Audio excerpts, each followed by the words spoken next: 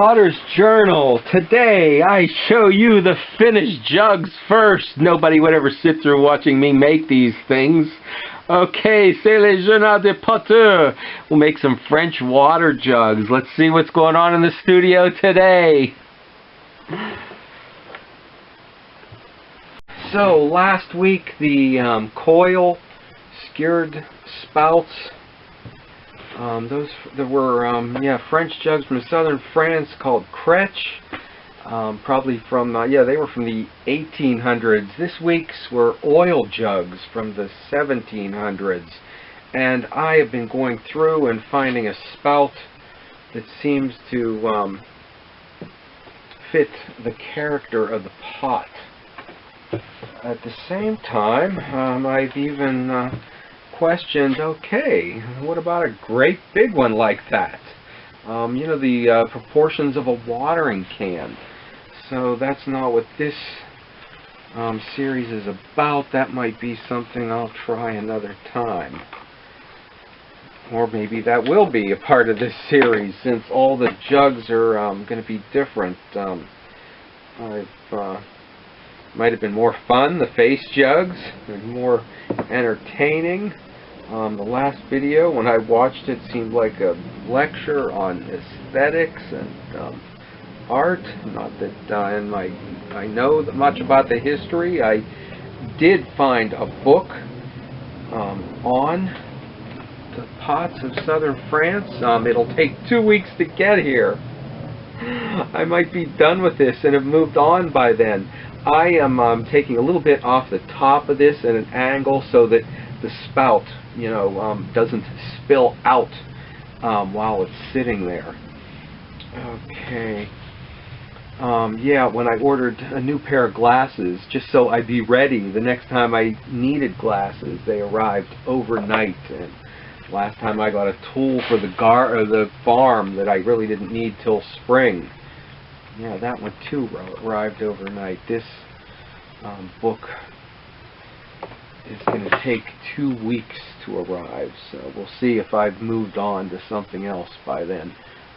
I am opening this up and angling it in so that it will make a nice pour and transition. I push this out a little bit and give it a bit of a score. The same with this. Same with the spout. So apparently all the jugs have different names. I found a little bit on auction sites. Is where eBay, where I found the most information. So I'm hoping the book has more about this. Okay, and the last one was a little bit dry. That might have been an advantage because this one is pushing in the pot. So it's a trick putting these together. They need to be same consistency, not too stiff, not too wet. And I may let this one sit a little bit and move on to the next one. I'm assembly lining this, doing all the spouts and then all the handles and then all the beading work. The handles, this is busy work. Okay, very busy work.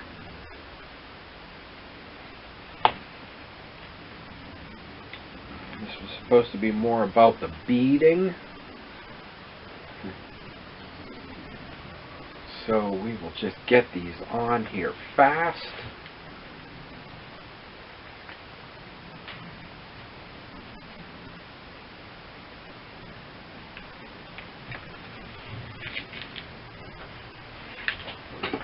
And get this one opposite the spout. Okay, and then get them each one neatly attached to the lip of this pot.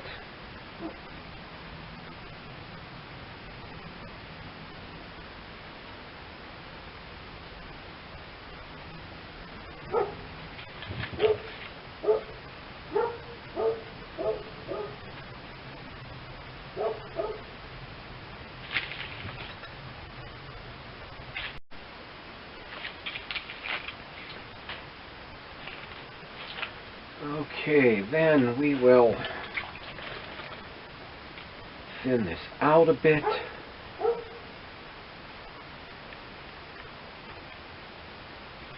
After getting it attached, and I want them all to match, but we'll go for this one as the first.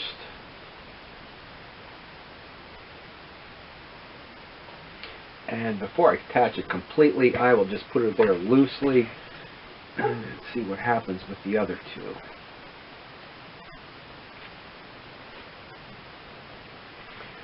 Okay, and these, the spouts come in a variety of different configurations on this style of jug, as do the handles. So I'm going to do each one a little bit different.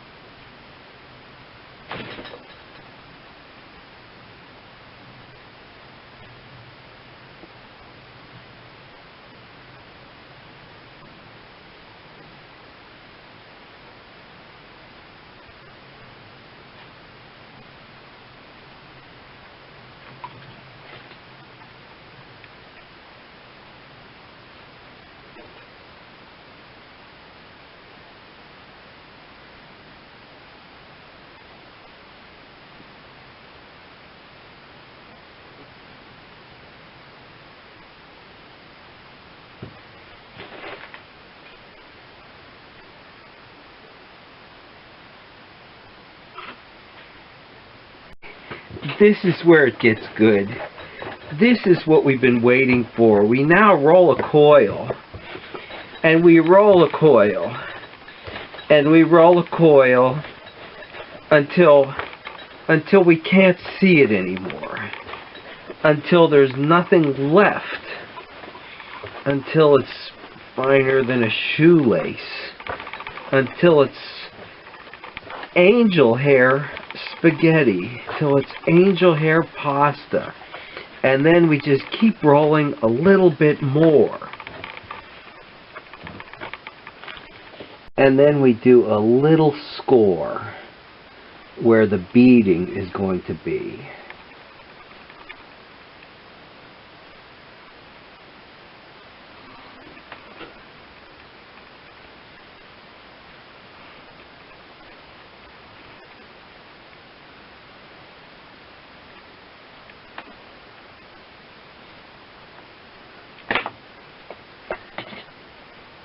And a little slip.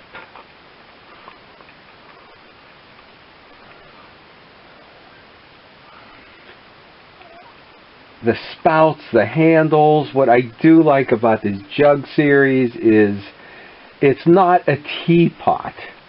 That all those elements are kind of what defines a potter, that they can put a teapot together, all the elements, and that they'll function as a functional item and look good together aesthetically. But who uses a teapot?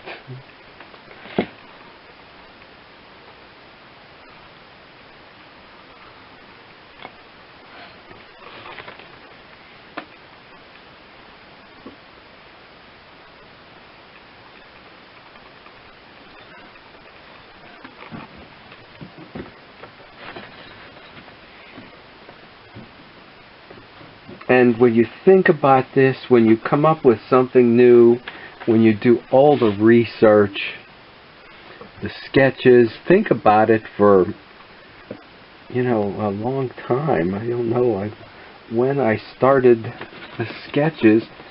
I think I started collecting images maybe a year ago, but it wasn't until January of this year, a month ago, that I think I actually put them in the sketchbook.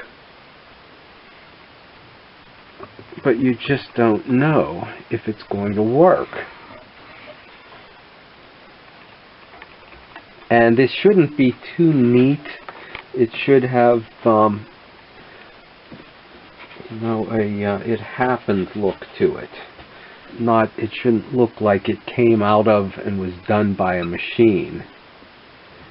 So if the coil breaks somewhere or bends to one side, you just let that happen.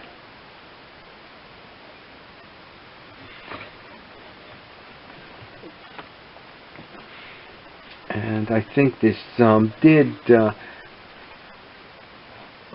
show off a little bit better on a smaller piece that had more of a shape to it and more form, a more curvy piece. But a lot of the ones, yeah, historic pieces were like this, were fatter and wider. Okay, and then you do need to work it in a bit to make sure that it doesn't come off when it's fired, so there is a bit of technique to it.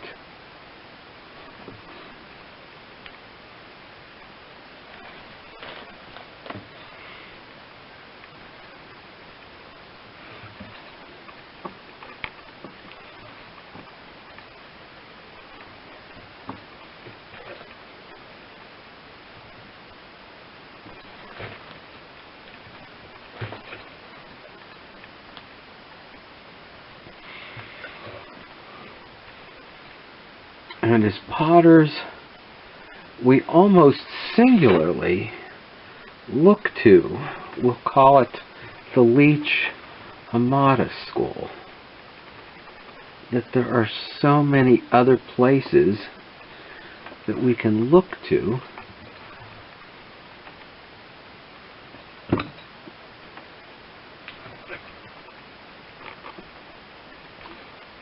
that may show some of the same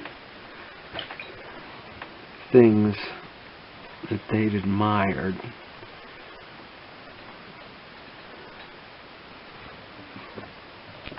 Okay, I think, yeah, I missed a piece right here.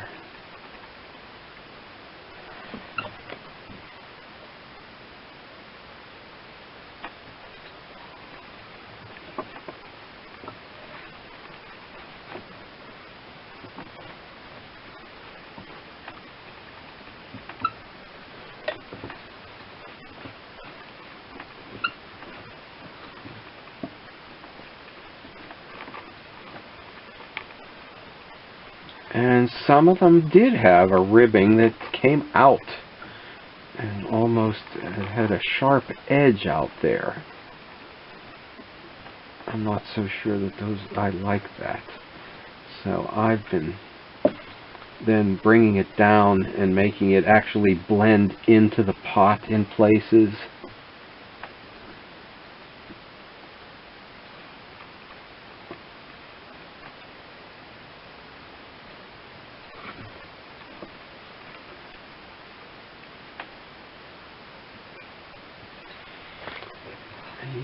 And you just never know when you start something like this if it's going to work. Each phase of this, am I going to be able to get the spouts on? How are the handles going to work? Okay, and in the end, okay, n'est pas de problème. And the texture that has been done so many different ways that I'm actually doing each pot a little bit different.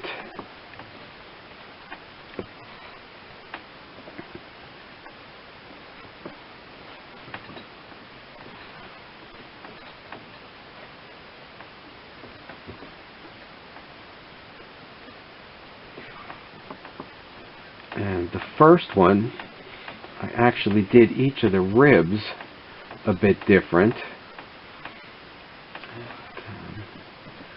So it's got a bit of inconsistency around it, but I like that, even that first one.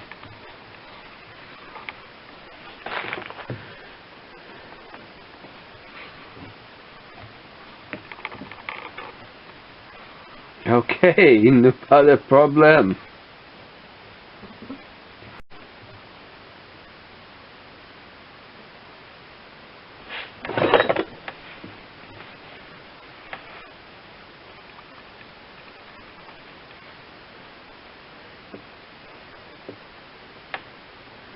after face mugs or face jugs. I thought, who's going to want to see this? How exciting is this going to be to do?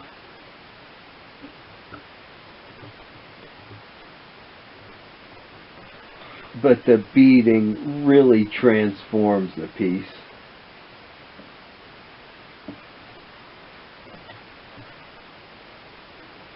And I think I'm having more fun with these than the face jugs.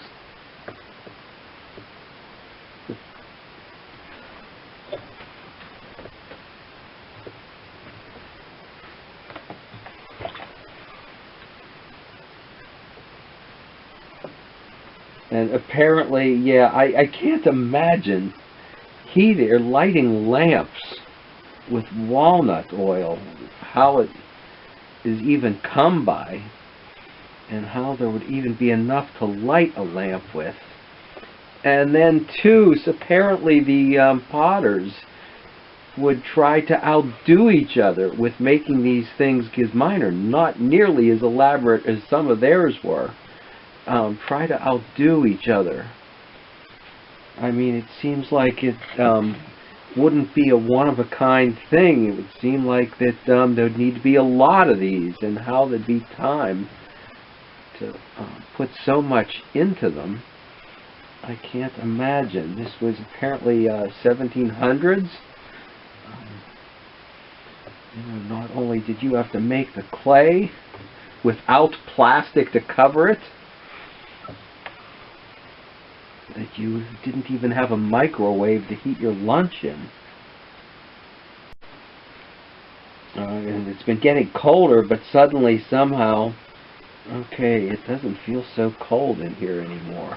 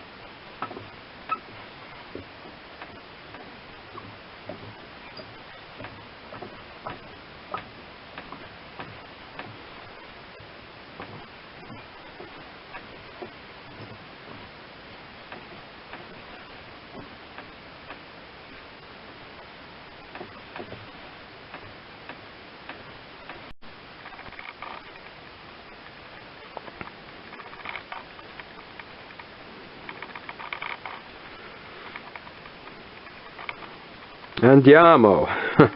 Yalla. Ale. How do you say stop back? And we will turn the page as I continue this French Jugs in a Jug series.